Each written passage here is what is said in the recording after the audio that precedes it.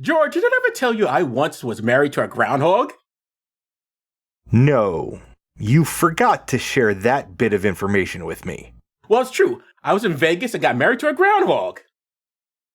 Well, what happened to the marriage? It didn't work out. Why not? She could decide whether she dug me or not.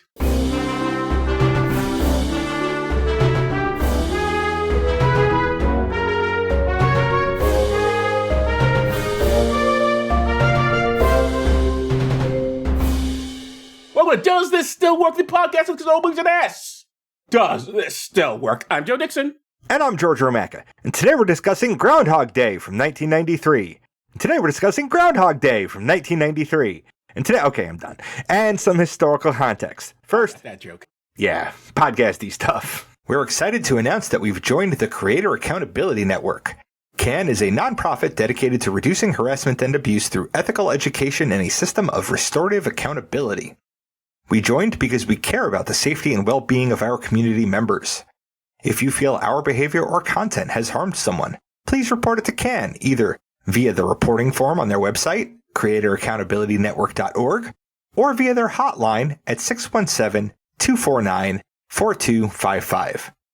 They'll help us make it right and avoid repeating that mistake in the future. CAN also needs volunteers from our communities to help with their work, so if you have skills you think would be helpful, or time and a desire to help, please visit their website to find out how you can volunteer. Most importantly, get the word out to other creators who you think would be interested in getting credentialed. Help us build safer communities together. You can reach us at dtswpod@gmail.com, on Facebook, Letterboxd, and on our YouTube channel. Joe is on Blue Sky at joedixon.bsky.social. Please tell your friends about us, even the ones who are obnoxious weathermen, and leave 5-star ratings everywhere. You can pick what we watch and get extra per episode content by funding us on Patreon for as little as $1 a month at patreon.com/dtswpod. Now, George, take us back to 1993. And this is the way it was. I was tempted to do a musical cold open where I sing all the parts of Lawrence's The Weather, but that would have been a lot of production work. So, in this history segment, we'll talk about the weather, even though we are together, because we always have a podcast to make good. And this film is about the weather and a groundhog or whatever. So Joe, give us this headline now if you would. Before I give you the headline, who the hell are the Lawrences and what is that song? I don't know it. Lawrence is a music group. There's like 3 siblings and a bunch of other people, and they do kind of jazzy type stuff, and The Weather is their own. They describe it as the saddest song that they do. It is it's a missing somebody song. Okay. Not a lot of people know about it, I guess, but I love the fucking song. It's amazing. I seriously suggest anybody check it out. Okay. Not familiar. All right. From the Daily Item of Sandbury, Pennsylvania. For Accu-Weather, there's profit in knowing which way wind blows. Customer service credited for success. Accu-Weather is a clear example of how government and private sectors can coexist. The government has the resources and infrastructure to measure all the things, and the private sector has the agility to refine and model that data, or something. It started when its founder, Joel Myers, was a student at Penn State. A local ski resort approached the university's meteorology department to help with making better artificial snow. Myers figured out that humidity played a factor and offered to track that for the resort for a fee. Around the same time, a local gas company wanted help with forecasting its customer load during winter, and thus Accu-Weather was born. Why would a ski resort need to make artificial snow? Because it doesn't always snow, and you need snow to ski on. I always assumed they would just naturally use real snow, and if it wasn't snowing, I guess that's the day you don't open a ski resort. I didn't know some of that stuff was artificial. That's news to me. I had no idea. I know they use it in movies, but I didn't realize they use it to ski on. Yep. Can't be great. I mean, yeah, well, it's better than it used to be because this guy. Thank you to Accu-Weather. Sure, okay. Yeah. There are lots of reasons why businesses and even government services might need more detailed forecasting than what, like, the National Weather Service gives. Joe, give us our second headline from the Philadelphia Inquirer of Philadelphia, Pennsylvania. Weather becomes private affair. Firms are paying to get the detailed forecasts they need. My employer has a staff meteorologist. My business is steam, and we use that to forecast customer load. The electric service uses it because heavy, dense snow weighs down on power lines, and that, increases the risk of outages. The salting of roadways creates a highly conductive corrosive liquid when the snow and ice melt, which flows into manholes, destroys insulation, and shorts circuits. School districts need to be able to alert parents ahead of time when their kids might need watching. Shipping companies need weather forecasts in every medium, sea, land, and air, to plan routes and update customers on possible arrival times. There's a glut of highly specialized weather services serving those enterprises, and it's one of the examples of how a free market can actually provide solutions to a problem. It's really hard to make profit the only consideration, because if your forecasting sucks, you go out of business. Indeed. That's very interesting. Aren't we currently, our current government dismantling our weather services? Or is it just FEMA? Because I know we're not tracking hurricanes like we used to, and we're dismantling a lot of services that concern the weather and earthquakes and that sort of thing and natural disasters. And honestly, the private enterprises that rely on that data should be pushing back really hard against that. That's it. Unfortunately, we haven't safeguarded our country against stupidity. No, we have not. And finally, we're going to talk about rodents. Joe, give us our last headline from the Standard Speaker of Hazleton, Pennsylvania. Female groundhog prognosticator challenges male-dominated holiday. Before we talk about the story, let's talk about groundhogs in general. Sure. They are also known as woodchucks, which I didn't know until I was researching them for this episode. How much wood would woodchuck chuck if a woodchuck could chuck wood? That's a groundhog. Ah. That woodchuck is a groundhog. Got it. They're a species of marmot. Didn't know that either. I didn't know what a marmot was. And they are defined in a category of crucial habitat engineers. Okay. They are important for maintaining healthy soil in woodland and plains biomes. And possibly because of this movie, people are generally aware of Puxatawney Phil, the Philadelphia groundhog famous for allegedly predicting 6 more weeks of winter-like weather by seeing its own shadow on February 2nd. Historically, there's like a 50-50 chance of wintry temperatures after February 2nd, which only makes sense since winter technically ends around the spring equinox, which is 6 weeks and 4 days away from Groundhog Day. March 21st, I believe they say in the picture. Yeah, so the groundhog is predicting if 6 weeks is actually 6 weeks, or something. Okay, now the story. We're talking about a stuffed groundhog here. Some Pennsylvania women wanted to keep the groundhog cheer going all year long, so they formed gingham groundhogs and created Greta, a bonneted, umbrellaed, stuffed marmot. Okay. Why did it have to be a stuffed marmot? Can they get a real marmot? Because it's hard to sell children real marmots. Ah. Oh, yeah, you probably don't want to do that. And it's hard to get their parents to buy them real marmots. It's hard enough to get a parent to buy their kid a cat. Apparently they branched off and ended up making a whole bunch of other things, and their business took off. It was pretty cool. Cool. Okay. I wonder what groundhog tastes like. I think is it meaty? Is it beefy? Probably gamey. Gamey, perhaps? Yeah. Well, obviously we had what's the word I'm looking for? Trappers throughout history, especially in Canada, and they never seem to eat the meat, so the meat must be not that great. Because they would skin the animal and wear its fur, but I don't never heard of them really eating them. They were starving. I think you're thinking of beaver. Oh, I am thinking of beaver. And you know how much I love to eat beaver. Yes, especially groundhog beaver. I was not setting up for that joke, huh? But beavers are also crucial habitat engineers. Okay. The dams that they build create entire ecosystems. So what are their relationships do you know to beavers? Or is there not one? Let's find out. So beavers are also rodents. They are not marmots. Okay. So they're not related to groundhogs. They are. They're both in the order of Rodentia. Okay. But past that, they branch. Interesting. All righty. Yeah, I don't know anything about. But yeah, groundhogs also beavers have webbed back feet and long flat tails. Mm-hmm. Groundhogs don't have much of a tail at all. Right. They don't need to move through water.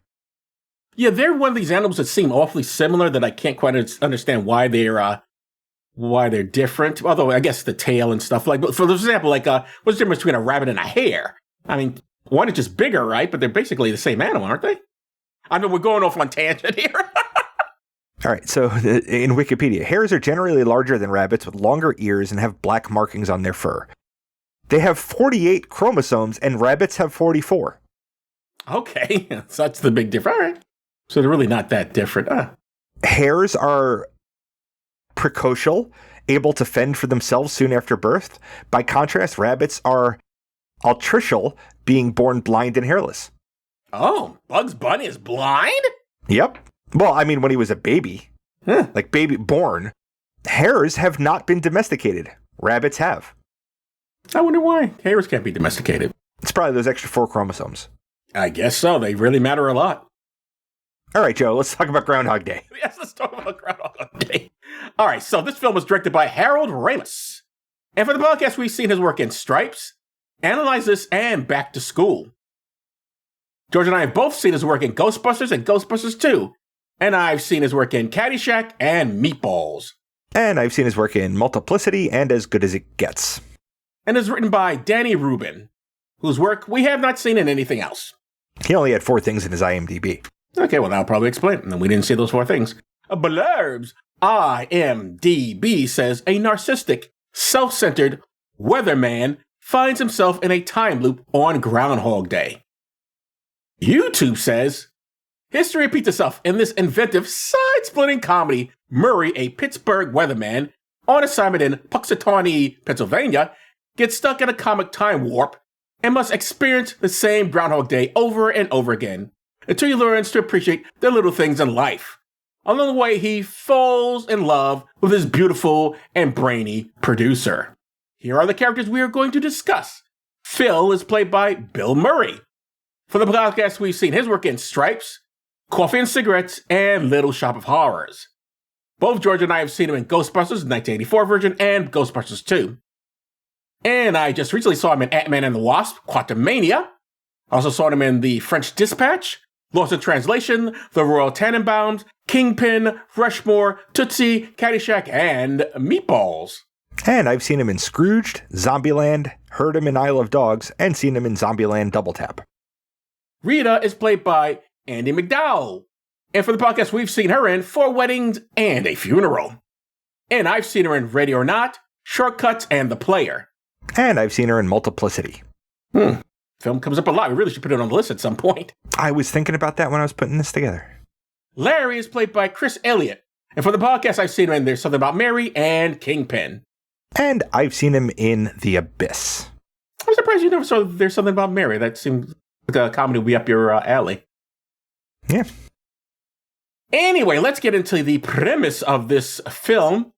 A man is forced to live Groundhog Day over and over again. Why? The film doesn't say, and that's a good thing. I'm glad they just did the movie without pretending there was any pseudoscience or magic behind it. Right? It worked that way.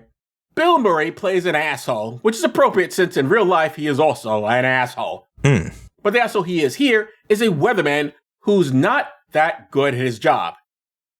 He, his producer, played by Adam McDowell, and his cameraman, played by Chris Elliott, are assigned to do the annual news piece on Puxatawney Phil, the groundhog who predicts if we will have an early spring or not. After taping his segment, Bill wants to go back to Pittsburgh, where he and the crew live and work. However, a snowstorm he failed to predict has them trapped in town. That night, Bill goes to sleep and wakes up thinking it's the next day, but in fact, he quickly discovers that it's Groundhog Day all over again. And every morning he wakes up at 6 a.m. to Sonny and Cher singing I Got You, Babe. I got you, babe. Da, da, da, da, da, da, da. At first he's confused.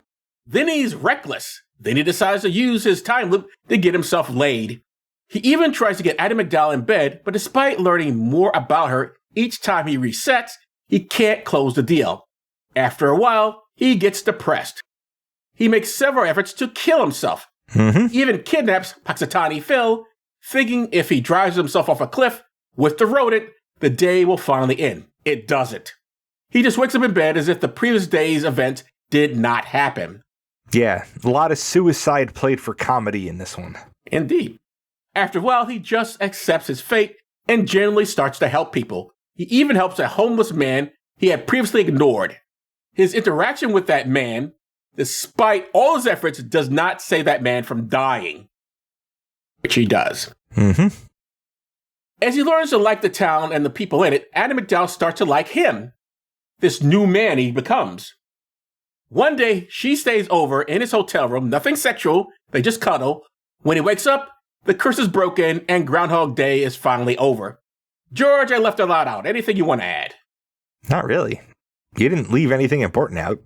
Okay. Because there's not much important in this movie.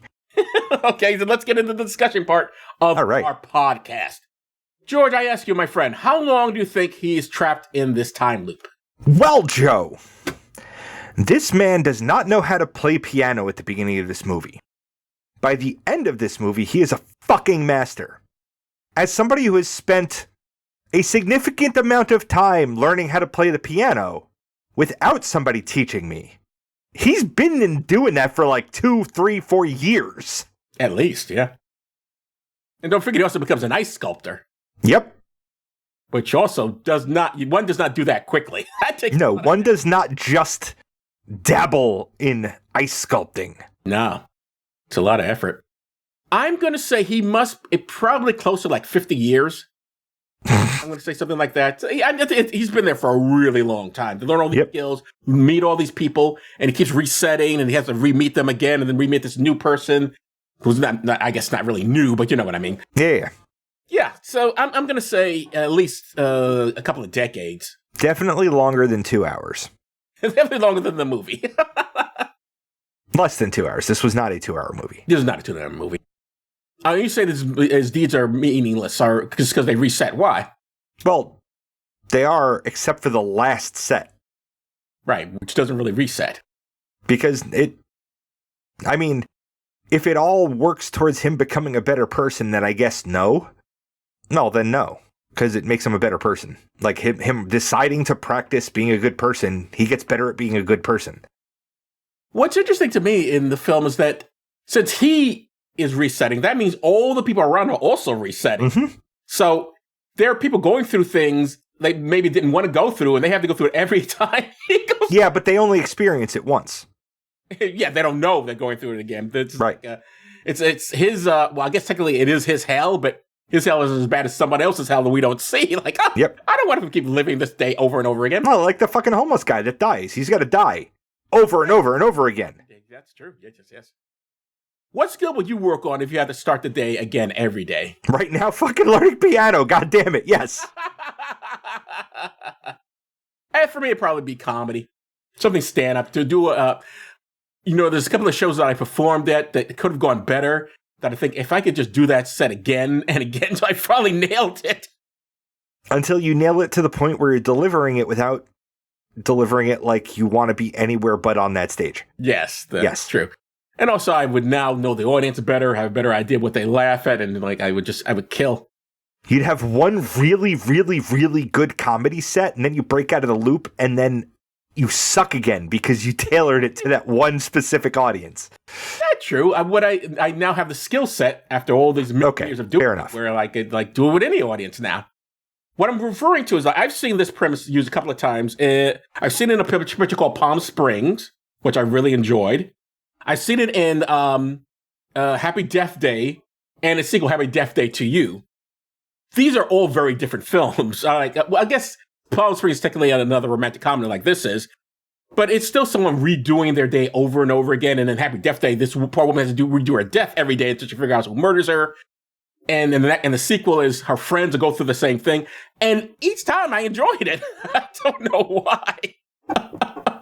And it's something, I don't know if it's just this premise really appeals to me or that it just happens that every film I saw that does it, I thought did it well. I mean, everybody loves a good redemption arc. Everybody loves a good, second chance story because everyone believes everybody deserves a second chance.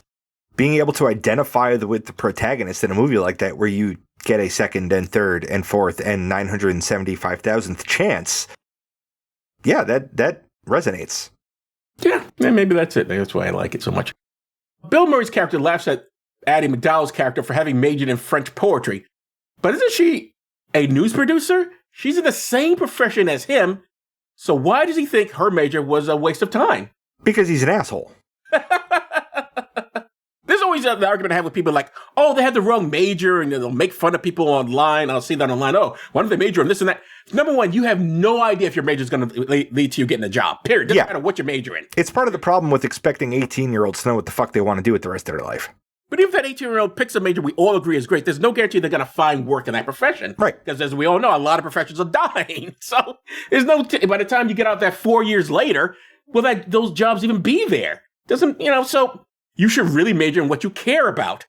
And and there are also, you're taking other classes, not just your major. That's why they have there's a foundation. You learn other stuff in school, and then you take your major.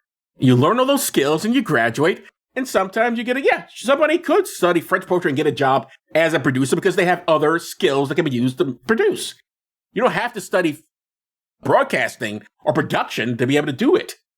That's my point of that. So yeah, he's an asshole. It's okay. Major in whatever you want. You never know. Would you consider Phil's manipulation of women for sex to be rape by deception? There's a heavy question here. Yeah, and you saved it for the last one. Yep. I feel like if people stopped lying to each other to get laid, our species would come to a grinding halt. I think a lot of perfectly consensual sex happens as a result of people lying to each other. In fact, our entire premise of dating is a lie. We dress in our best clothes, get all made up fancy, and act on our best behavior to impress this other person, to convince them to settle down and marry us so that we can relax and not be doing that anymore. Like, I don't know. I don't think it rises to the level of rape. I think I don't think it's ethical. I don't think he's doing good. But I don't think he's really far outside of the norm. The problem with the term rape by deception really makes it sound horrible for something basically a guy lies to get laid or a woman lies to get laid. I mean, right. You're right. People say and do all sorts of things to try and get sex. If we characterize that all as rape, then rape loses its meaning. It's insane. Yes, agreed. 100%. There has to be and God, I hate sounding anything like a fucking apologist for this shit, but I think what Phil is doing is closer to it than the normal, right? Because he's getting inside information, which is, it's kind of like stalking. It's closer to stalking than it is. But consider this. It's inside information, but the women still choose to sleep with him. Remember, Addie McDowell, he has all this information on her, and she still chooses not to have sex with him. So the women are still making their choices. Yeah. It's not entirely like them being fooled. They're like, oh, he's saying all these right things. I want to hear these right things. But also, obviously, some part of them, they just want to sleep with him anyway. Whereas Addie McDowell's like, he's saying all the right things, but I still don't want to sleep with him. Yep. So, okay. Now you saved the heavy one for the last one. And now the major question we always ask on every episode. Does this film still work? The sticking point for me is the suicides. Really? Okay. Like, you had a good point in that, like, the premise of this can be used, like, in any genre. So that's not what doesn't make it work. They actually executed that premise better than a lot of movies do by not trying to explain it. Right. The thing is, like, I have a problem with playing suicide for laughs. But the character, I could see being pushed to suicide. Oh, 100%. It would like fit the character completely. Like, if anybody would, right? I'm doing the same day every day. I want it to stop. I want this to stop. So, I'm going to give it a yes. It worked. It's a funny little romantic comedy that you don't have to take too seriously. And I guess them playing the suicide for a laugh sort of takes the bite out of it anyway. Plus, there's no consequences for it because he's stuck in a fucking time loop. Okay. I also think it still works. I still found it very funny. I enjoyed it the first time I saw it. This is the second time I've seen it. I haven't seen this film in years. I think it works. Yeah, I mean, you bring up some good points about suicide, and of course there's him tricking the women to have sex. But all that I think is handled well. I don't think it's exploitive. God knows we've seen films to handle these issues a lot worse than this. Yeah. So I can't fault how they did that fine line. I think they did not cross it. I think everything in it works. I enjoyed the characters. I thought it was reasonably funny. I think it was the funniest comedy I've ever seen, but it was funny music and I enjoyed it. And yeah, so for me, it still works. So we both agree. It still works. Yeah, I was kind of surprised. I was expecting it to not work. You've never seen it, right? No, I had.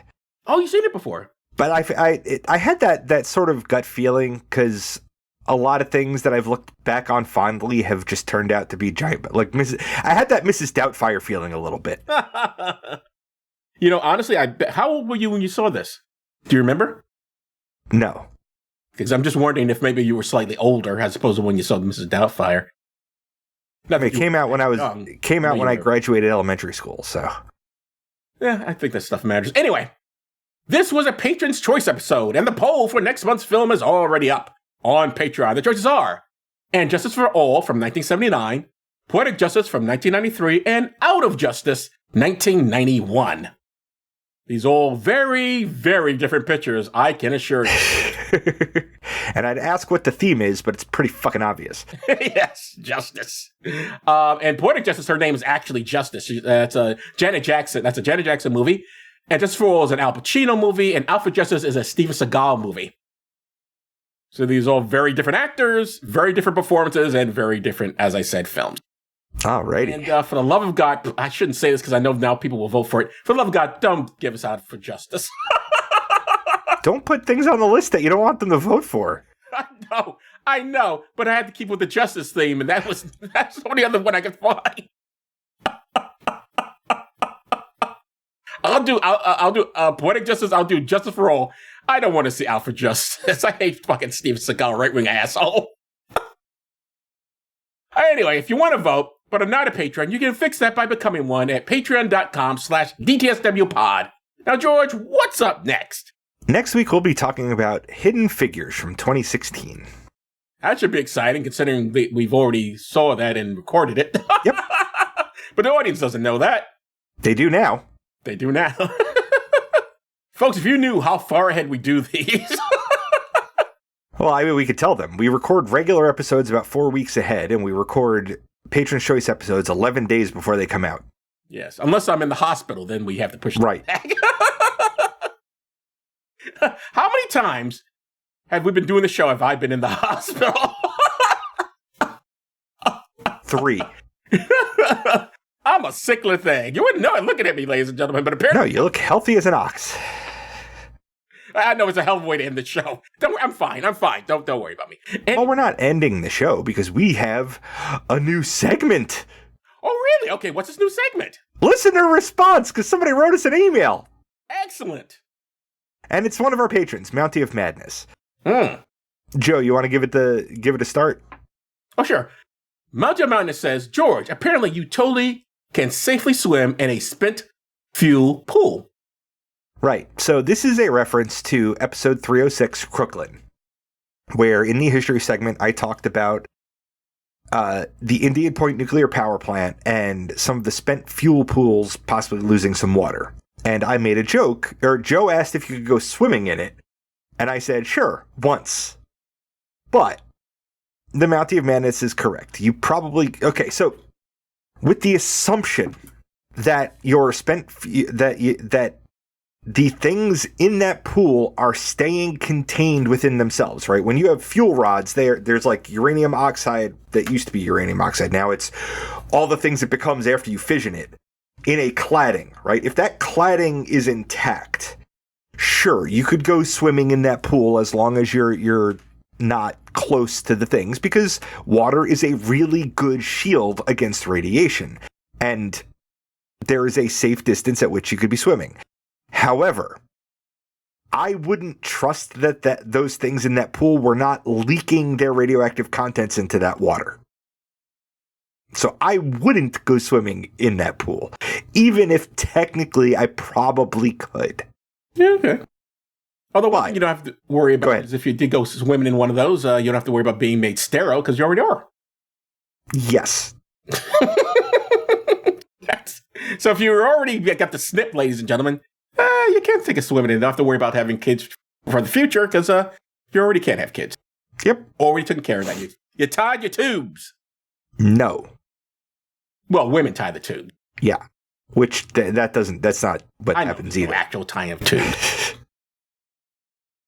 All right. Snipping for the men. Yes. Men do. And it was a snip. So I guess I did this episode. Do you like the way we ended it? I'm Joe Dixon. Thanks for listening. And I'm George Romaka. Thanks for listening indeed, because if a podcast drops and there's nobody around to hear it, it's just another collection of ones and zeros that doesn't matter. You've been listening to Does This Still Work? Produced by Joe Dixon and George Romaka. This content is CAN credentialed, which means you can report instances of harassment, abuse, or other harm on their hotline at 617-249-4255 or on their website at creatoraccountabilitynetwork.org. The hosts can be reached via social media, email, or the contact page at dtswpod.com. Be good to yourself and others, because that still works.